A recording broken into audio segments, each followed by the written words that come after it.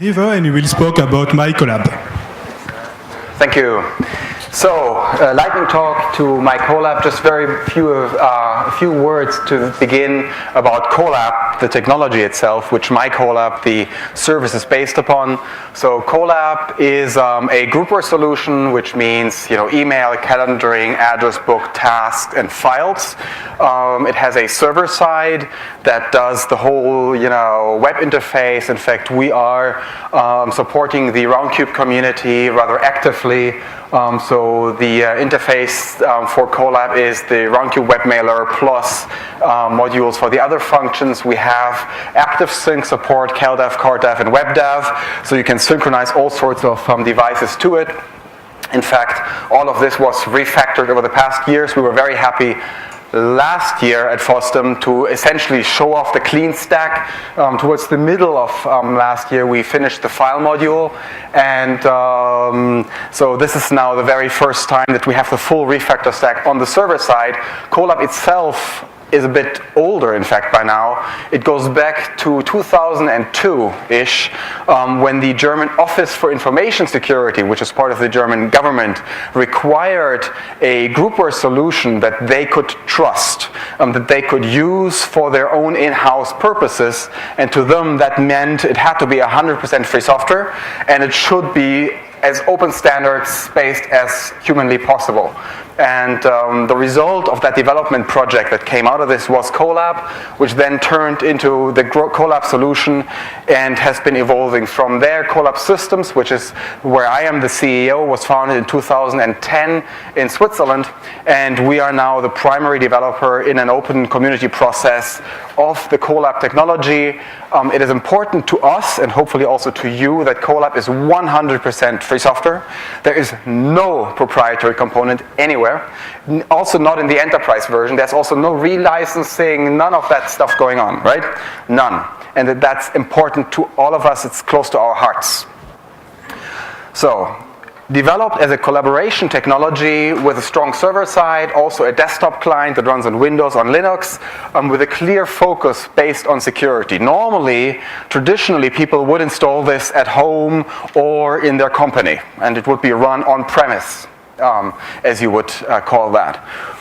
That is the traditional way of doing this. But as we developed Kolab, we again and again got people who came to us and said, I really want to use Kolab, but I'm not technical enough to set it up, or I don't want to run my own mail server.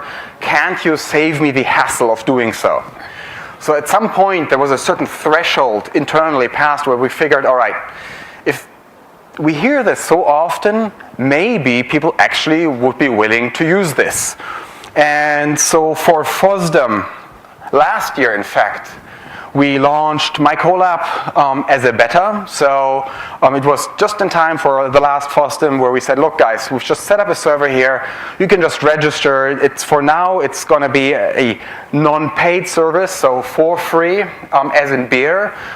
We will want to move this to an actual paid service at some point in time, because we thought that there should be a demand out there for people who prefer not to be the product, who prefer to pay for that kind of service in actual money and make it a clean transaction where they know exactly both ends of the transaction, because you do not know, in particular, the economics of the site when you are data mined, how that works. You don't know the price you're paying, really. And we were convinced some people should be interested in actually not being data mined and would be willing to pay for that service. So we said, let's give it a try. We launched MyKolab and saw a good number of signups. Of course, as with any refactored new technology, I mean, you know how it is. People find issues. We promptly set to resolving as many of those issues as we possibly could, making, in that case, actual very good use of the diversity of devices hooking up to the service. And all of that went back into Kolab, the technology base. It is important to understand that MyKolab was the very first major deployment of that new stack. It is run by ourselves, which means we actually get to diagnose all the issues immediately, which is very nice. And everything is developed always in and for the upstream. We have a very, very strong upstream policy. Everything we do for MyKolab ends up in the upstream and in the Git repos, which everyone can consume. So if you wanted to run your own instance of this, go ahead. Be our guest. You can do this with us or without us. It is your choice. We give you the entire stack. You can do it. So that kind of looked good. It started working well. We saw very encouraging first feedback. People seemed to like it. So eventually we said, all right, actually, our feeling is there should be an actual market here for this. So, oh, nice. Go away. So, we set it up. Of course, we set it up as best we could. I mean, this is our SSL test result from Qualys. So we really tried to do this well. However, if we wanted to move this to a paid service, which we thought we should do, we figured out that ultimately, well, doing it the way we ran the beta was not sustainable because there was a single machine, right, in a data center. Secure and all that, fine, but one machine, which means you're one hardware defect away from a total service outage, which isn't necessarily what you want. Especially when people pay for it, they have a right to demand a higher availability. Therefore, we figured, all right, we need to make this more sustainable. Also, that rating means very, very little if you do not control the entire chain. I mean, an attacker will not attack your strongest spot. They will attack your weakest spot typically. They rarely ever do you the favor of attacking where you have built the gigantic fortress. They try to find the back door. And that means for any such service, of course, that first of all, the data center should be secure that you're using. Secondly, if you don't have physical control over the actual hardware that is running the service, you do not even know what is going on. So if you just rent out some service somewhere in a data center where you have no knowledge of who has access, physical access to your machine, you don't really know whether that rating means nothing because they already have the certificate and they're sitting in the middle of it. So we said, okay, we need to do this with hardware. And somewhere in the more murky regions of our company group, we actually found a set of unused hardware that was old but redundant enough. So, I mean, meaning we could lose a couple of those and still have enough power to actually run this for the number of users we saw at the time. And we figured, all right, let's give this a try. So we, not having a transporter that day, we loaded it into the car. And no, it is not meant to actually sit that low. I mean, this stuff is really, really heavy. So we had some fun, carrying it out of one data center, carrying it into the other data center, setting it all up, making it all nicely puppetized and, remote controlled. Jeroen, who's sitting here in the middle, is the head behind a lot of that, exactly, that guy, who's also our system architect, by the way. So if you have actual deep technical questions, that man. So he set this up so that ultimately these physical servers would behave much in the way that you would expect virtual servers to behave, in the sense that they came up, they got their IP address, they pulled down their images, they got their provisioning, they got the functions that they should have, all nicely automated, spinning up and down as required.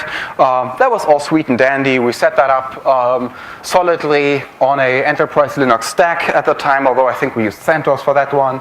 And so, started to move this into production.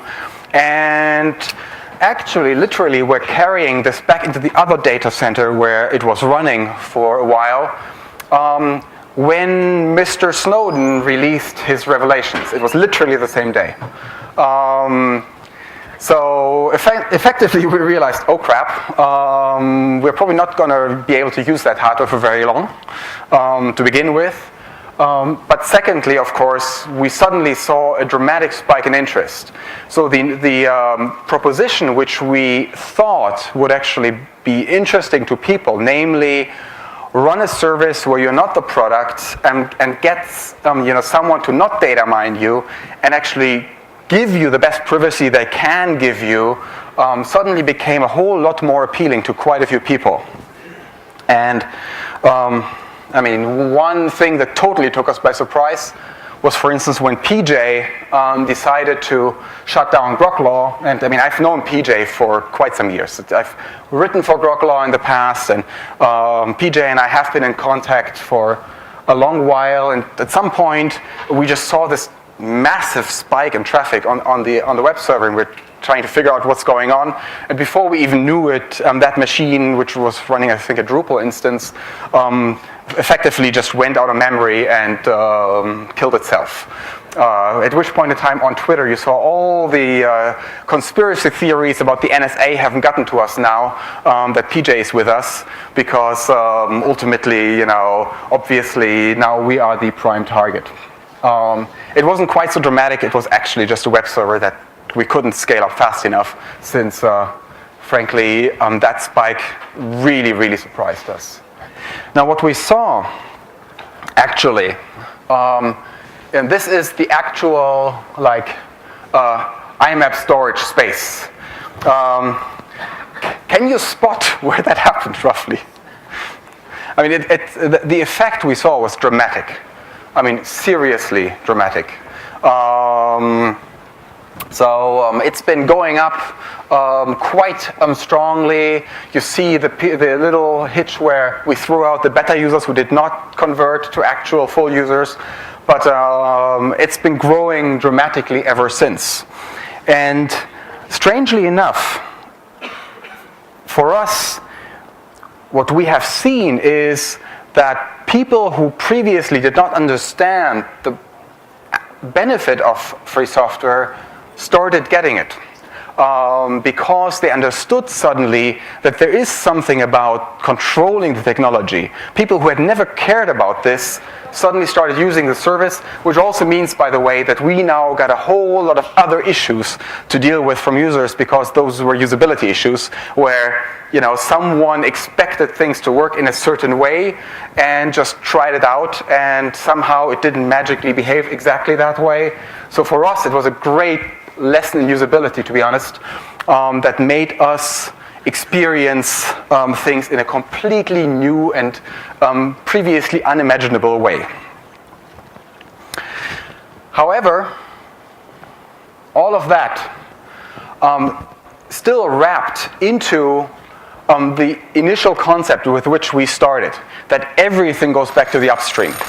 Nothing stays with us, and that's pretty much the end of it. So if you want to see more about MyKolab, please come visit us.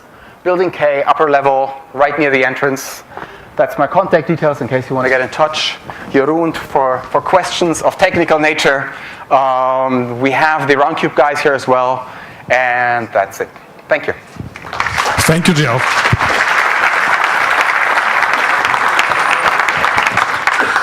If you have some question, you can ask him just outdoor the room.